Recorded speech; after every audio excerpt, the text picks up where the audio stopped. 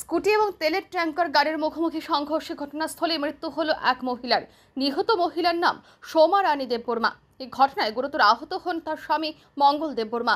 ঘটনা মহাসপ্তমীর দিন সকালে আসাম আগরতলা জাতীয় সড়কের বড়মুড়া পাহাড় এলাকায়। জানা গেছে নিহত মহিলা এবং আহত পুরুষের বাড়ি জিরানিয়া থানাধীন এনআইটির রামদয়াল পাড়ার।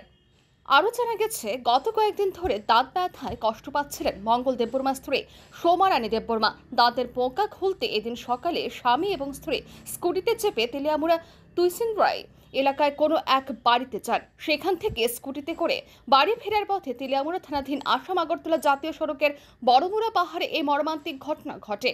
তেলের ট্যাঙ্কার গাড়ির সাথে স্কুটির ধাক্কা লাগলে সোমা রানী দেববর্মা স্কুটি থেকে রাস্তায় ছিটকে পড়েন। স্থানীয়রা খবর দিলে দমকল কর্মীরা বড়মুড়া পাহাড়ের ঘটনাস্থলে ছুটে গিয়ে দুজনকে উদ্ধার করে তেলিয়ামুড়া মহকুমা হাসপাতালে নিয়ে যান। হাসপাতালে কর্তব্যরত চিকিৎসক ডক্টর অজিত দেববর্মা সোমা রানী দেববর্মাকে মৃত বলে ঘোষণা করেন। দুর্ঘটনায় গুরুতর আহত সোমা রানী দেববর্মার স্বামী মঙ্গল দেববর্মা তেলিয়ামুড়া মহকুমা হাসপাতালে চিকিৎসাধীন। এদিকে তেলিয়ামুড়া থানার পুলিশ তেলবাহী গাড়িটিকে আটক করেছে। মহাসপ্তমীর সাত সকালে এই মর্মান্তিক ঘটনায় সর্বত্র শোকের ছায়া নেমে এসেছে।